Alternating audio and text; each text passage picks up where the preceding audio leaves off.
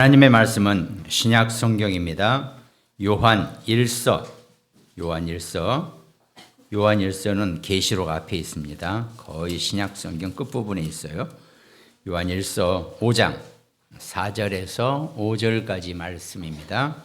요한일서 4장 5장 4절에서 5절까지를 우리 함께 천천히 합독합니다. 무릇 하나님께로부터 난 자마다 세상을 이기느니라.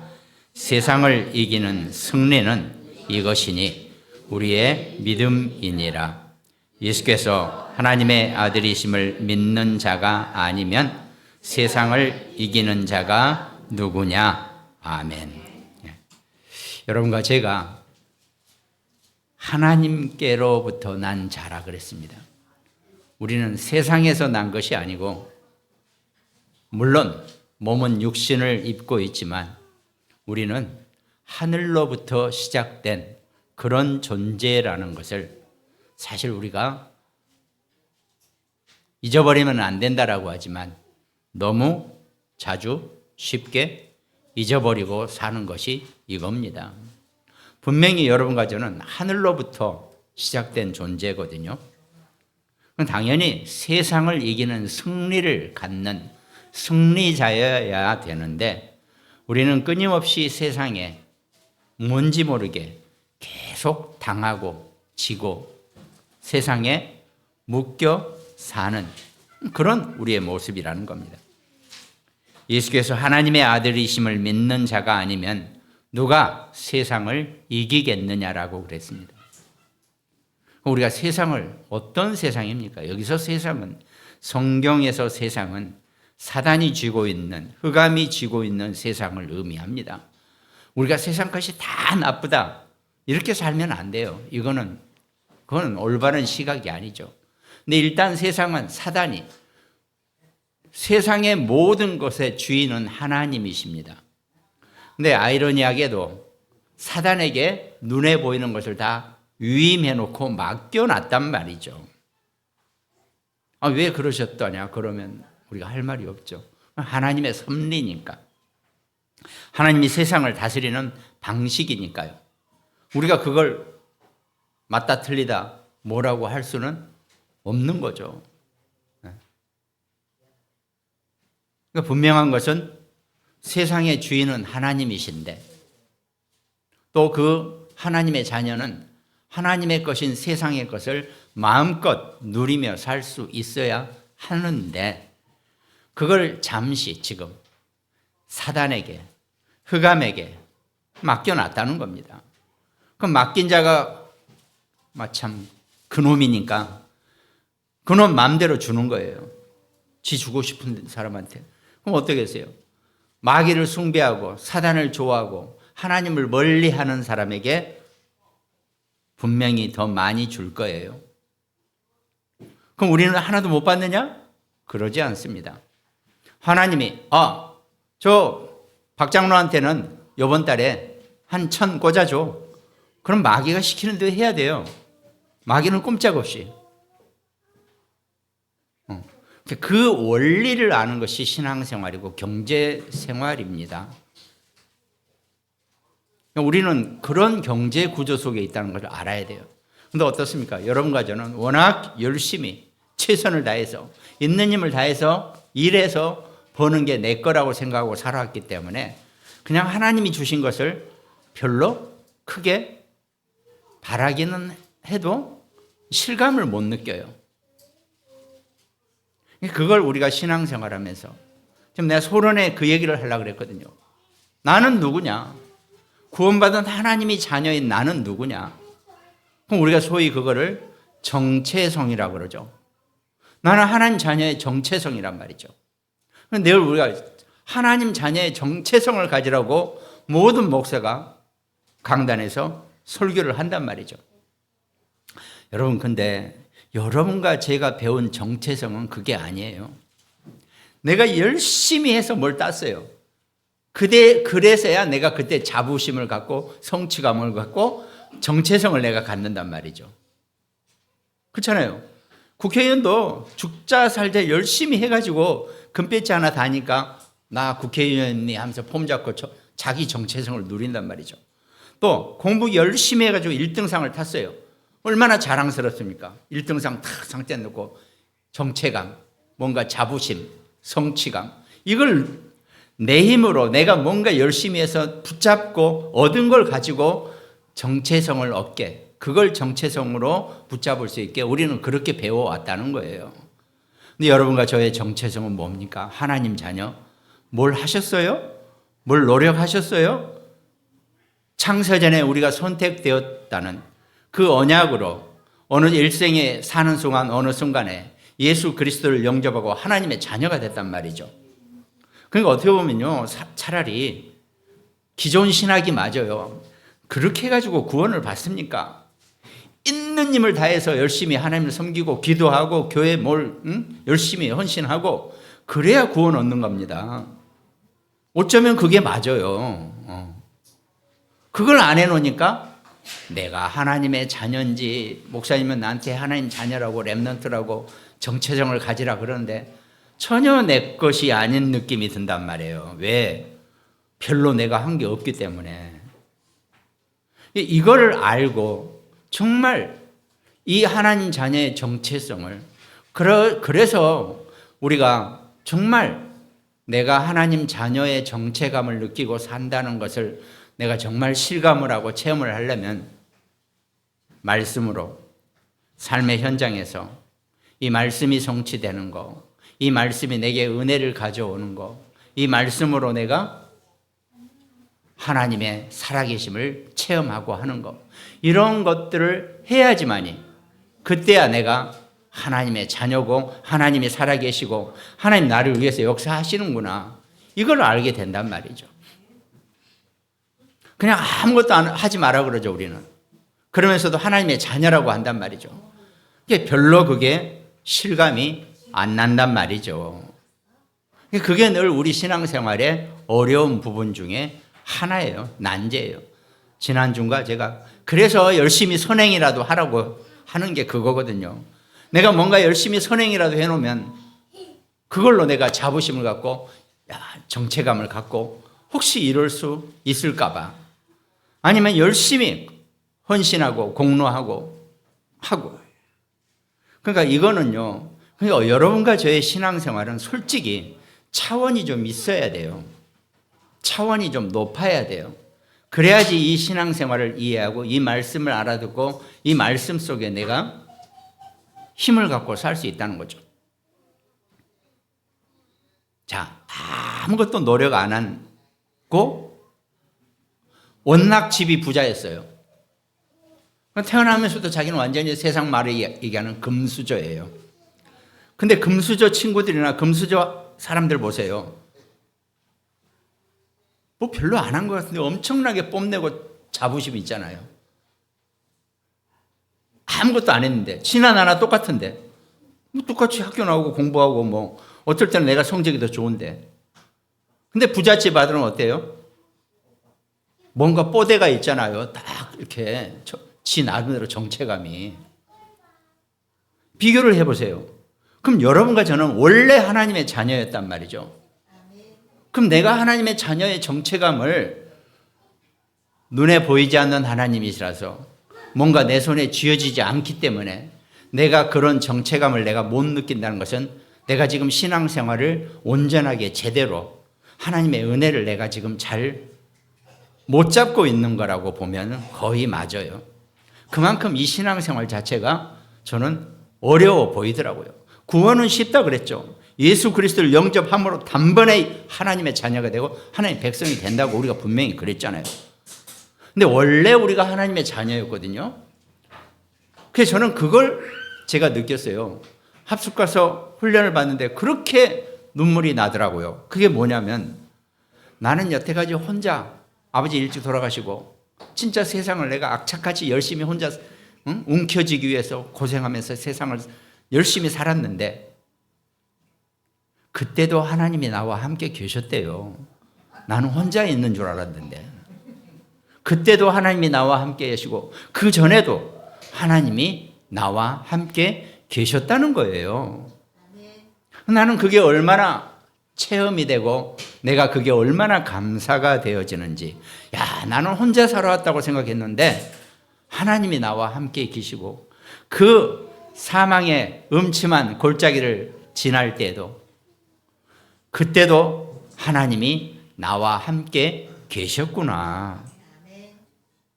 나는 그러니까 영락없는 하나님의 자녀니까 나는 죽어도 끝까지 영원한 하나님의 백성이고 하나님의 자녀구나. 나는 이게 얼마나 감사하더라고요. 하나님 자녀의 정체성을, 하나님의 백성을 정말 붙잡고 누리시기 바랍니다. 세상 나가서는 어디 쓸모없어요. 솔직히 쓸모없다는 표현이 참 죄송하지만 슈퍼 가서 나 하나님 자녀인데 이거 깎아주세요 하면 깎아줍니까? 나 하나님 백성인데 이거 그냥 주세요 하면 누가 줍니까? 어림도 없죠. 세상에 나가서는 아무짝에도 쓸모가 없다라고 참 표현하기, 내 입에서 이렇게 표현하기도 참 죄송하지만 세상 사람들은, 불신자들은 전혀 하나님 자녀의 정체성을 인정하지 않고 받아들이지도 않죠. 근데 세상은 하나님의 나라거든요. 하나님이 통치하시는 곳이고 하나님 자녀가 가는 그곳은 무조건 하나님이 통치하시는 곳입니다. 모든 것이 다 하나님 자녀의 뜻대로 움직이는 것이고 하나님 자녀의 입장대로 하나님이 판을 바꿔버리신다는 거예요. 그걸 내가 누리고 그걸 내가 알고 사는 것, 그게 하나님 자녀의 정체성이고 하나님 자녀의 은혜이고 힘입니다. 이걸 내가 깨닫고 정말 하나님 자녀의 정체성을, 하나님의 백성임을 누리고 사는 것, 그것이 오늘 서론에 성경에서 이 하나님 자녀의 하나님의 정체성을 누리고 사는 사람들, 그런 사람들의 예를 들어보겠습니다. 서론의 첫 번째로 우리가 소위 성경에서 성경의 영웅들이나 렘넌트라고 하는 표현이 있죠. 그 부모들을 한번 보죠. 창세기 37장 11절에 그의 형들은 시기하되 그의 아버지는 그 말을 간직해 두었더라 그랬습니다.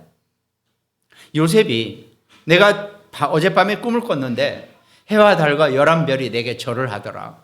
이건 어마어마한 꿈이거든요. 저도 그런 꿈은 꿔본 적이 없으니까요.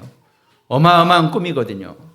그 얘기는 곧 요셉을 통해서 하나님의 메시아의 계보를 이어간다는 그런 의미거든요. 유대인들한테는. 친의 형제 11명이 다 요셉에게 절을 했다는 얘기는 하나님이 요셉을 선택해서 요셉의 가문을 통해서 메시아의 계보를 이어가겠다라고는 그런 언약이에요. 자, 이스라엘 유대인들은요, 메시아의 언약이 모든 장자를 통해서 메시아의 언약이 이루어진다라고 그 언약을 이 사람들은 받았단 말이죠. 그러니까 야곱네 가족에서는 유다가 장자예요.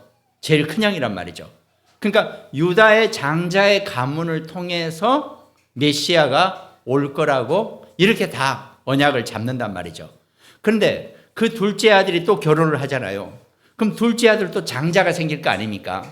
그럼 또 그 장자에게도 메시아의 계보가 이어질 희망이, 가능성이 생겨나는 거예요. 그러니까 꼭 그 장자로 내려오는 게 아니고 그 장자 계보에서 그 가족 중에 또 아들이 10명이면 10명이 장자를 하면 그 장자에서 또 메시아가 나올 계보가 형성이 된단 말이죠. 가능성. 그러니까 유대인들은 전부 다 그 가능성을 가지고 산 거예요. 무슬림도 마찬가지예요. 아직도 마호멧이 일대 메시아라면 또 메시아가 온다라고 하면서 그들도 장자권이에요. 그러니까 요셉의 다른 형제들이 가만히 들으니까 요셉이 그런 꿈을 꿨다고 얘기하니까 기가 막힌 거죠. 그럼 저 요셉 쟤를 통해서 메시아의 가문이 온다고? 이렇게 하니까 시기가 날 수밖에 없고, 그럼 우리 가문은 땡이네. 하다못해 저 큰형님의 유다도 땡이네. 뭐 이렇게 돼버리는 거죠. 그러니까 엄청 기분이 나빠진 거예요. 형제들이. 다른 거 없습니다. 이 사람들은 그 장자권에 목숨을 거는 사람들이거든요. 유대인들이. 다른 건 없어요. 그게 메시아의 언약이에요. 각자 자기 집 장자를 통해서 메시아의 가문이 이어질 거라는 이 어마어마한 소원과 희망을 품고 있기 때문에 그걸 건드리는 순간 그건 죽고 살고예요. 이제 그런 식이에요. 이 사람들은 습성 자체가 그 계보. 그러니까 요셉이 그 꿈을 꿨다니까 다른 형제들이 다 나동거려져 버린 거죠. 우린 끝났다. 저놈 가문이 하나님께 선택을 받았구나. 이게 얼마나 시기가 난리예요. 그럼 저놈을 죽여버리면 하나님 또 다른 가족에게로 이 장자권의 역사를 해 주시겠지. 이런 머리가 돌아가는 거란 말이죠. 형님, 저 요셉을 없애버리자. 아직 장가도 안 갔으니까 요때 죽여버리자. 이렇게 생각했단 말이죠. 그래서 요셉을 구덩이에 빠뜨린 겁니다. 요셉이 미워서, 요셉이 짜증나서, 요셉이 기분 나빠서가 아니에요. 이해를 잘해야 돼요. 진의 장자권, 죽고 사는 문제가 결정되어 있기 때문에 진짜 요셉이 하나님이 선택한 자라면 요셉을 차라리 죽여버리는 게 낫지, 우리가. 그러면 우리 형제 중에 다른 누가 또 장자권을 받을 거 아니냐. 왜? 하나님이 우리 유대인을 통해서 메시아의 언약은 틀림없이 이루어질 거니까. 이 사람들은 그 믿음은 확실해요. 문제가 아직은 그리스도가 안 왔다예요. 지금 유대교는. 앞으로 오실 것이다. 누구네 집 장자권을 통해서 올지는 모르겠지만 오실 것이다. 이 사람들이 지금 현재 유대교예요.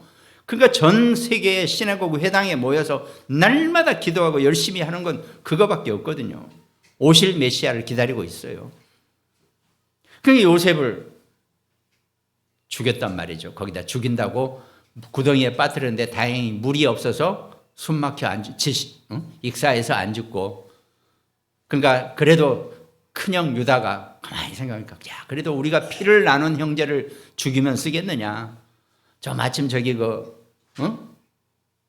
유대인 상인들이 지나가니까 저다 팔아버리자. 그럼 우리 가문하고 영원히 떨어지는 거 아니겠느냐. 그래서 판 거예요. 그게 그나마 그렇게 해서. 근데 요셉이 그 꿈을 꿨다고 했을 때 그 아버지 야곱은 그 말을 기억해 두었다라고 합니다. 키핑이라고 그러죠. keep in mind. 야곱의 마음에 요셉의 그 언약을 담아놓은 거죠. 왜? 야곱으로서는 손해날 일이 없잖아요. 자기 아들 중에 누군가가 한 명 메시아를 이어간다니까 나쁠 일은 아니고. 그래도 또 요셉이라 그러니까 요셉은 특별히 자기가 진짜 사랑하던 라헬의 아들이니까 훨씬 더 정이 가고. 야곱이 라헬을 너무너무 사랑했기 때문에 그 언니랑 먼저 결혼하고 또 기다렸다가 7년을 기다렸다가 또 그럼 7년 기다리면 그 동생도 줄게. 이렇게 해가지고 7년을 눈 딱 감고 기다려서 또 얻은 부인인데 거기서 난 자식이니까 특별히 더 귀히 여겼다 그랬습니다.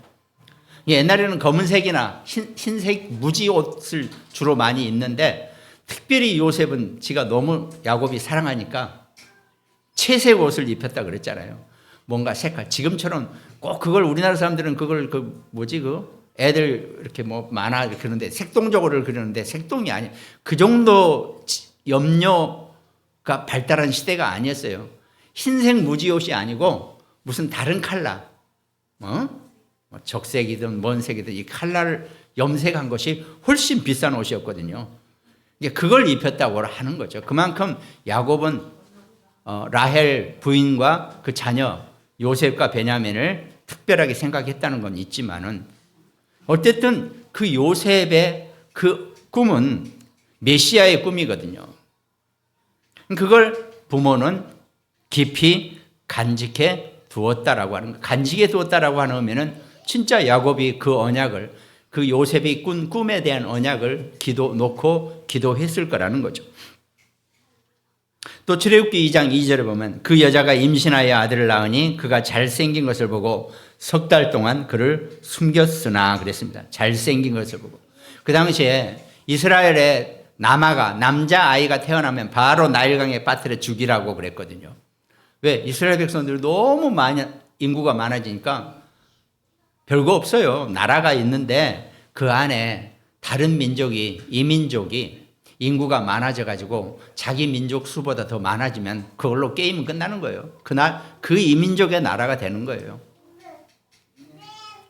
우리나라 같이 좁은 나라도 할 얘기는 아니지만 자꾸 이민족이 들어온 건 우리가 뭐라고 할 수 없는데 특별히 어떤 특정 민족이 들어와서 수를 불려가면 어느 순간 우리나라 사람들 몇 명 안 남아요. 후대들은 계속 결혼 안 하고 자녀 안 낳고 그러면은 그럼 그 이민족 나라가 되는 거죠. 그거 잘 생각해 봐야 됩니다. 우리 후대들이 지금 제대로 설 자리가 없으면 안 돼요. 심각하게 고민해 봐야 돼요. 이 아이들이 우리 나이 때쯤 되면요. 오리지널 한국 사람 몇 명 안 남는다니까요. 그럼 뭐 그냥 그거는 국가가 변해버리는 거죠. 잘 생각해야 될 문제예요. 아무튼 그래가지고 이스라엘 딸은 살려놓은데 아들이 나면 전부 다 나일강에 빠뜨려 죽이라 그랬거든요. 그럼 파라오가 법을 그렇게 내렸단 말이죠. 저들 보니까 엄청 인구가 불어나요. 그러니까 다 노예살이를 시키면서도 그래도 계속 불어나니까 이거 안 되겠거든. 그러니까 남자는 다 죽여라. 아예 이제 씨를 말리겠다는 전략을 쓴 거죠. 근데 모세의 어머니 요게벳이 아들을 낳아 보니까 그가 잘생긴 것을 봤다고. 아니 고슴도치도 자기 새끼는 얼마나 이쁘고 귀한데 그러니까 어느 부모가 자기 자식 잘 안 생겼다고 하는 부모가 어디 있어요? 여기서 성경에서 잘생긴 것이라는 것은 하나님의 뜻에 하나님이 보시기에 하나님 나라의 일에 충분히 쓰임 받을 만한 그 잘생긴 것을 얘기합니다. 저처럼 이렇게 잘생긴 사람을 잘생겼다고 하는 게 아니고 또 목사님 헛소리하고 계시네 또 그럴까 봐요. 그게 아니고 하나님 앞에 잘생긴 사람이 필요해요. 그러니까 하나님을 기쁘시게 하고 하나님을 즐겁게 하는 그런 아들인 것 같아 보니까. 그러니까 목숨 걸고 얘를 숨겼다가 석 달이 지나니까 더 이상 못 숨겨서 모세를 어떻게 나일강에 빠뜨린 게 아니라 나일강에 띄워 보내는 거죠. 거기에 하나님께서 그 모세를 공주 앞으로 가게 한단 말이죠. 그러니까 뜻이 있는 곳에 하나님의 완벽한 계획이 있단 말이죠. 그러니까 그 정체감을 제대로 느낀 부모들은요, 자기 자녀를 어떻게 키워야 될지, 어떻게 살려야 될지를 정확히 아는 사람들이었습니다. 여러분과 제가 우리 작은 자녀들이 다니고 하지만 정말 복음적으로 언약 안에서 우리 아이들이 자라나고 클 수 있도록 기도하시고 실제로 그렇게 키워내시기 바랍니다. 또 하나 더 예를 들면 사무엘상 1장 11절에 소원하여 이르되 만군의 여호와여 만일 주의 여종의 고통을 돌보시고 나를 기억하사 주의 여종을 잊지 아니하시고 주의 여종에게 아들을 주시면 내가 그의 평생의 그를 여호와께 드리고 삭도를 그의 머리에 대지 아니하겠나이다. 이렇게 얘기한단 말이죠. 이 사무엘의 엄마 한나의 기도입니다. 한나가 임신을 못해요. 그러니까 그 당시에는 여자가 임신을 잘한 여자가 최고의 여자였어요. 아들을 많이 낳아야지 그게 재산이 되거든요. 그때는 전부 다 일을 해서 먹고 살아야 되기 때문에 아들들이 자녀들이 많아야지 가문이 힘을 얻고 남편도 그 아빠도 어디 가서 이렇게 폼재고 다닐 수 있어요. 근데 자식이 없으면 여자가 자식을 못 낳으면 그걸로 끝나는 여자거든요. 완전히 망한 여자예요. 지금 한나는. 하나님 앞에 기도를 한단 말이죠. 하나님, 저한테 이렇게 자식을 안 주시는 이유가 뭔지는 몰라도 만약에 저한테 아들을 주시면 제가 그 머리에 삭도를 대지 않겠나이다 하는 얘기는 머리를 계속, 삭도는 칼이에요. 머리를 이게 옛날에는 머리를 칼로 이렇게 잘라줬잖아요. 근데 머리를 하나도 안 잘라주는 것은 나시린을 의미해요. 나시린이라는 뜻 자체는 평생 하나님 앞에 하나님의 일만 하는 사람을 의미한단 말이죠. 성전에 바치는 자예요. 성전 일만 하게. 그러면 아니 열심히 아들을 낳아서 일 시켜가지고 집안에 돈을 벌어들여야 되는데 성전에 갖다 바친다는 얘기는 내가 이 아들 가지고 아무런 경제적인 득을 보지 않겠습니다. 없는 아들 치겠습니다. 이렇게 소원을 한단 말이죠. 오직 하나님의 일만 하는 자로 하나님께 바치겠습니다. 이 고백을 한 거란 말이죠. 한나가. 아니 그나마 그 귀한 아들을 어쩌다 아들 하나 생겼는데 그 아들을 하나님께 바쳐버리면 소망이 없죠. 경제적인 아무런 인컴이 소득이 없으니까. 그건 아니죠. 그렇지만 한나는 그렇게 기도를 했어요. 지금 이 이스라엘에 온전한 나실인이 없어가지고 하나님의 말씀이 떨어지고 하나님의 이상을 보지 못하고 엘리라는 제사장은 완전히 그 아들까지도 자식들까지도 엉망이어가지고 지금 우리 이스라엘이 완전히 하나님의 영적 상태가 완전히 무너져 있는데, 이때 하나님이 제게 아들을 주시면 제가 성전 일만 하는 자로 올리겠습니다. 바치겠습니다. 이렇게 기도를 한단 말이죠. 여러 가지 상황을 봤을 때 한나의 입에서 그런 기도가 나오면 지금 안 되거든요. 자식을 빨리 많이 낳아서 열심히 경제 현장 보내서 돈을 벌어와야지 집안이 흥하는데, 그 아들을 그냥 성전으로 보내면 아무런 경제 활동을 안 하는 그런 사람으로 보내겠다는 거나 똑같거든요. 그런 기도가 나올 수가 없는데 한나가 그 기도를 했을 때, 그때 비로소 하나님이 한나에게 임신할 수 있는 그 태의 문을 열어주셨다라고 돼 있잖아요. 사무엘을 낳고 사무엘은 이스라엘의 최고의 사사가 되고 정말 선지자로서 하나님 나라의 일만 하는 자로 쓰임받게 된단 말이죠. 그러니까 사실은요, 자식은요, 부모가 어떻게 교육시키느냐에 따라서 그 자식의 인생이 바뀝니다. 그렇다고 해서 어떻게 크게 다른 표현은 아니겠죠. 아이들이 하나님의 자녀로 자랄 수 있도록 아이들에게 그렇게 말씀을 주시고 그렇게 키워만 내보세요.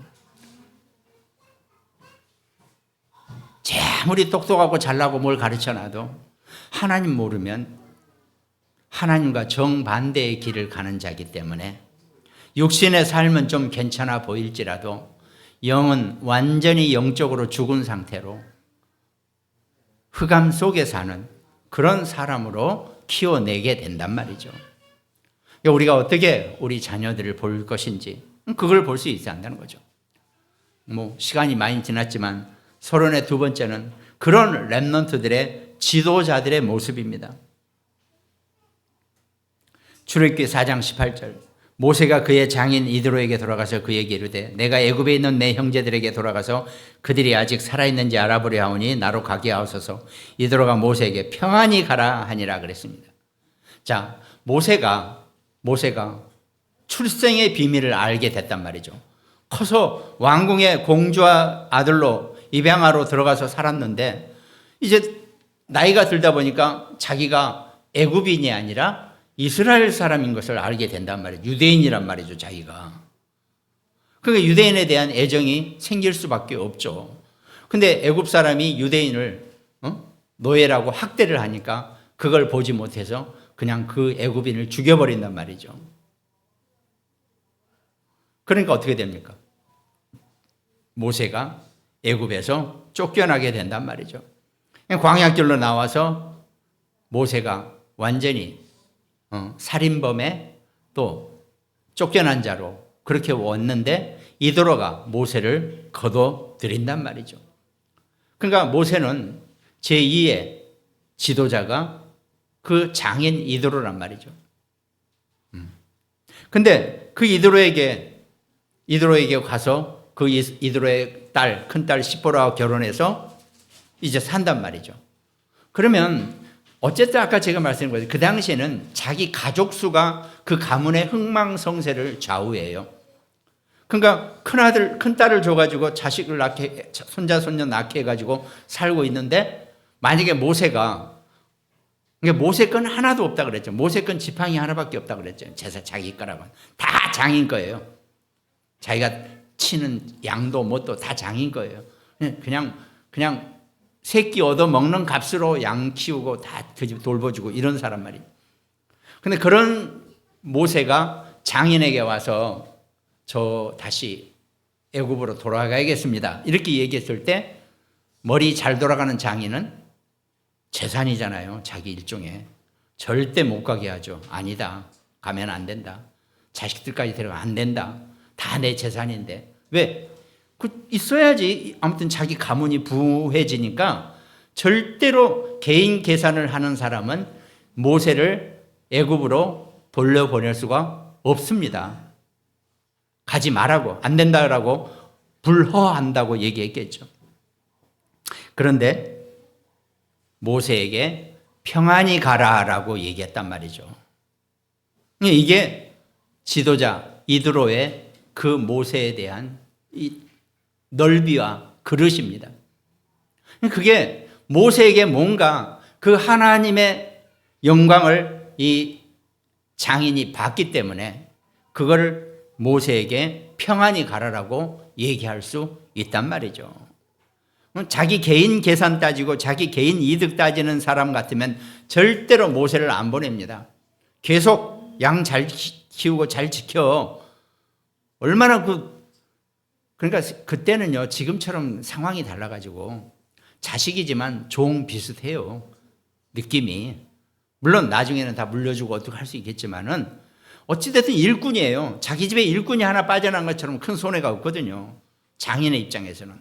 근데 모세에게 평안히 가라라고 흔쾌히 모세를 보낼 수 있는 것은 하나님의 은혜도 있지만은 그 모세에게 있는 하나님 자녀의 정체성을 그 장인이 봤기 때문에 이게 가능하단 말이죠. 그러니까 나중에 출애굽기 18장 11절에 이제 출애굽하고 나서 모세에게 왔을 때 이드로가 한 고백이 내가 이제 알았도다. 여호와는 모든 신보다 크심으로 이스라엘에게 교만하게 행하는 그들을 이기셨도다. 이렇게 표현을 해줍니다. 여호와, 네가 믿는 여호와 하나님이 어마어마하게 이 땅의 유일한 하나님이시고 큰 신이시구나. 이걸 인정한단 말이죠. 하나님 자녀의 정체성에 그 응답을 정말 여러분과 제가 이 많은 성경의 인물들이 고백한 것처럼 여러분들이 그 고백 속에서 할 수 있는, 그래서 정말 내가 하나님의 백성이구나, 내가 하나님의 자녀구나, 내가 열심히 뭘 해서 시험 봐서 딴 건 아니지만 하나님 내게 은혜로 주셨기 때문에 이게 이 땅에서는 누구하고도 바꿀 수 없는 최고의 나의 정체성이구나, 하나님 자녀의 축복이구나, 이걸 누리고 살 수 있는 여러분과 저 우리 자녀들, 우리 후대가 되시기를 주님의 이름으로 축원드리겠습니다. 서론이 너무 길어서 그냥 본론으로 넘어가 볼게요. 그럼 본론에서는 자, 우리가 이 땅에 살면서 아까 오늘 본문 말씀이 세상을 이기는 승리라 그랬습니다. 그럼 여러분과 저는 이 땅을 살면서 영적 싸움을 하는 그런 사람들입니다. 그럼 뭐 싸움을 어떻게 해야 되냐? 영적 싸움이에요. 사람이 손을 잡고 쥐고 싸우는 사람이 아니라 영적인 싸움을 하는 자가 되어야 한다는 거죠. 왜? 이 땅에 사단이 아까 말씀드린 것처럼 눈에 보이는 모든 것을 다 쥐고 지가 마음대로 하려고 하는 그런 게 있어요. 그러나 하나님의 오더, 하나님의 주문은 절대로 어길 수가 없죠. 다 하나님이 세팅해 놨어요. 누구한테 다 해놨기 때문에 그걸 지는 어길 수가 없단 말이죠. 그래서 우리는 이 땅을 살면서 영적 싸움을 하는 그런 삶을, 우리의 신앙생활이 있어야 한다는 거죠.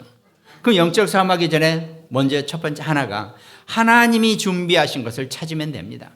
하나님은 여러분과 저를, 우리 믿는 자를 위해서, 또 우리 저런 렘넌트 아주 어린 아이들, 아직 태안에 있다 할지라도, 태안에, 저 태안이 아니라 태안에 있는 건 박장로고, 태안에 있을지라도 이미 하나님이, 아니 그 전에부터 여러분과 제게 이미 완벽한 것을 준비해 놓으셨다는 겁니다. 그러니까 우리는 살면서요, 내가 하나님 자녀이구나, 내가 하나님 백성이구나, 그럼 하나님이 내게 이미 물려주시고 내게 준비하시고 내게 예비해 주신 것을 찾아내야 되거든요. 하나님 준비하신 것을 찾을 수 있어야 돼요. 그럼 하나님 준비하신 것이 어디 있을까요? 딱 바로 눈에 보이면 좋겠지만 숨겨져 있단 말이죠. 그럼 그 숨겨진 것을 찾는 방법이 뭐 있습니까? 크게 어마어마하게 크게 보이는 바위 같아도 그 바위를 내가 받아들이고 수용하고 그걸 초월할 수 있어야 한단 말이죠. 거기에 하나님의 내게 준비하신 응답이 있다는 겁니다. 이 세상 것은 크고 웅장해 보일지라도 그건 전부 다 허상에 지나지 않고 거기에 그 속에는 그 뒤에는 반드시 하나님이 내게 준비하신 것이 있다는 겁니다. 그걸 볼 수 있는 자, 그걸 찾아서 내 것으로 만들 수 있는 자, 그게 하나님 자녀의 응답이라는 겁니다. 그러니까 무엇이든지 수용하고 초월하고 거기에서 하나님이 주시는 해답과 응답을 얻을 수 있어야 한다는 겁니다.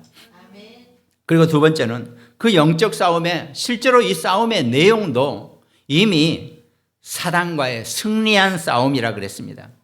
이미 사단은 무릎을 꿇고 결박되어지고 마지막 때는 추방되어지는 것이 사단의 일상이에요. 이정표예요. 근데 우리가 그걸 그냥 너무 크고 무섭게 봐버리니까 우리가 자꾸 거기에 위축된단 말이죠. 그리고 영적 싸움은 피할 수 없는 싸움입니다. 왜? 세상은 영적인 구조 속에서 흑암이 지고 있기 때문에 그것들은 끊임없이 영적으로 여러분과 저를, 우리 자녀들을 공격하고 괴롭힌단 말이죠.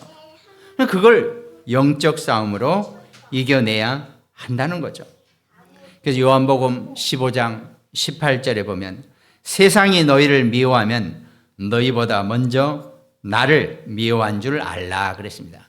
사단이 하나님이 미워서 하나님 자녀를 미워한다 이 얘기예요. 여러분과 제가 하나님의 자녀가 됐기 때문에 사단은 하나님과 대적하는 놈이기 때문에 하나님이 미워서 하나님 자녀를 미워한다 이런 의미라는 거죠. 그럼 나 안 할래요. 절대 그럴 수가 없다는 겁니다. 한번 하나님의 자녀가 된 사람은 절대로 무르지 못하고 반환하지 못하고 변경할 수 없다는 겁니다. 이미 창세전에 하나님 자녀로 택정함을 받았기 때문에 내가 아무리 예를 써서 내가 안 한다 그래도 이미 나는 하나님의 자녀예요. 그러니까 내가 나이 40에 예수 그리스도를 영접하고 그때부터 내가 하나님의 자녀라고 공식적으로 칭함을 받았지만 그 나머지 그 전 40년 동안도 나는 여전히 하나님의 자녀였어요. 내가 몰랐을 뿐이지. 그렇기 때문에 사단이 나를 얼마나 공격하고 나를 망가뜨리려고 별짓을 다 했겠습니까? 때마다 하나님이 나를 지키시고 나를 인도하시고 피할 길을 여시고 나를 이끌어 오신 것이 나는 너무 감사하더라고요. 나는 그 모든 세월을 나 혼자 살아온 줄 알았더니 혼자가 아니었어요. 늘 하나님이 나와 함께 하시고 하나님이 나를 지키시고 내가 곤란하거나 내가 피곤할 때 내가 힘들 때도 늘 하나님이 나와 함께 계셨더라고요. 나는 그게 얼마나 감사한지 얼마나 고마운지 그걸 알게 해주신 그 성령의 은혜에 내가 감사드리는 거죠. 그러면서 이 마귀는 베드로전서 5장 8절 근신하나 깨어라 너희 대적 마귀가 우는 사자같이 두루다니며 삼킬 자를 찾는다 그랬습니다. 마귀는 끊임없이 삼킬 자를 찾는 우는 사자, 사자는 배가 고파야 울거든요. 배 안 고프면 안 울어요. 우는 사자라는 것은 배고픈 사자예요. 배고픈 사자한테는 천하에 무엇도 당할 게 없어요. 이놈은 배가 고파야지 먹이를 찾으러 다닌단 말이죠. 그러면 있는 힘을 다해서 먹이를 공격하기 때문에 거의 피할 동물이 없어요. 이게 마귀가 그런 식으로 우는 사자처럼 삼킬 자를 찾아다니고 있다 그랬습니다. 속지 마시기 바랍니다. 인생 정말 딱 그거에 안 속기만 하면요, 나머진 하나님의 영광 속에서 하나님의 응답 속에 살게 되어 있다는 겁니다. 그럼 본론 세 번째, 어떻게 무장해야 되는가? 에베소서 6장 10절 내용이죠. 끝으로 너희가 주 안에서와 그의 힘의 능력으로 강건하여지고 마귀의 관계를 능히 대적하기 위하여 하나님의 전신갑주를 입으라 그랬습니다. 보이지 않지만 하나님의 전신갑주를 늘 입고 사시기 바랍니다. 우리의 씨름은 혈과 육을 상대하는 것이 아니요 통치자들과 권세들과 이 어둠의 세상 주관자들과 하늘에 있는 악의 영들을 상대함이라 그랬습니다. 다른 것과 싸우는 것이 아니에요. 악한 영적인 것들과 싸우는 그 싸움에서 승리자가 되시기 바랍니다. 결론 말씀드립니다. 우리가 어떻게 우리의 자세를 영적 싸움에 우리의 모습을 갖춰야 할 것인가? 고린도전서 15장 58절 그저께 우리 수요 예배 때 했던 거죠. 그러므로 내 사랑하는 형제들아 견실하며 흔들리지 말고 항상 주의 일에 더욱 힘쓰는 자들이 되라. 이는 너희 수고가 주 안에서 헛되지 않은 줄 알미라 그랬습니다. 어떤 상황 속에서도 그리스도가 나의 모든 문제를 해결했고 나는 하나님 나라의 일에 충성하는 자고 그 일을 하기 위해서 성령의 충만한 능력과 힘으로 하나님이 나를 돌보신다는 것, 이걸 놓치지 마시기 바랍니다. 그러면서 오늘 본문 말씀처럼 무릇 하나님께로부터 난 자마다 세상을 이기느니라 그랬습니다. 여러분, 세상이 힘들고 고달프죠? 그 세상을 이길 수 있는 방법은 하나님께로부터 난 자라 그랬습니다. 근데 이미 여러분과 저는 다 하나님께로부터 난 자들이란 말이죠. 세상을 이기는 승리는 이것이니 우리의 믿음이라 그랬습니다. 이미 하나님이 이겨놓은 세상을 내가 하나님 자녀로서 나는 승리할 수밖에 없다라는 그 믿음을 갖는 것이 중요하다는 겁니다. 내가 하나님 자녀니까, 하나님 백성이니까 그 믿음으로 살아갈 수 있는 그런 응답자가 되시기 바랍니다. 예수께서 하나님의 아들이심을 믿는 자가 아니면 세상을 이기는 자가 누구냐 그랬습니다. 예수님이 하나님의 아들임을 고백하지 못하면 늘 세상의 노예로, 세상의 종으로 살아갑니다. 잘 사는 것 같죠? 그건 노예예요. 그냥 흑암이 좀씩 던져주는 거, 그거 얻어먹고 사는 노예밖에 안 된다는 겁니다. 많고 적고가 아니라 내가 세상을 이기고 사느냐, 내가 세상에 묶여 사느냐, 이게 한 인생 살아가는데 나의 최고의 기준이 되는 그런 축복자가 되시기를 주님의 이름으로 축원드리겠습니다. 오늘 특별히 말씀 나누는 우리 모든 가정들, 또 굿모닝 병원 현장과 태안의 안지영 집사, 또 광주와 강릉지교회, 또 일본과 미국에서 말씀 나누는 우리 장로님들, 또 캐나다의 우리 문성민 랩런트, 또 수원의 우리 김다정 씨의 모친, 한 주간 영적 싸움의 승리자로 축복되기를 주님의 이름으로 축원드리겠습니다. 기도하겠습니다. 하나님께 감사드립니다. 하나님께로부터 난 자마다 세상을 이기느니라 그랬습니다. 세상을 이기는 승리의 믿음을 갖는 우리 모든 성도 될 수 있도록 하나님 축복하시고 인도하여 주시옵소서. 감사를 드리옵고 우리를 구원하신 예수 그리스도 이름으로 기도합니다. 아멘.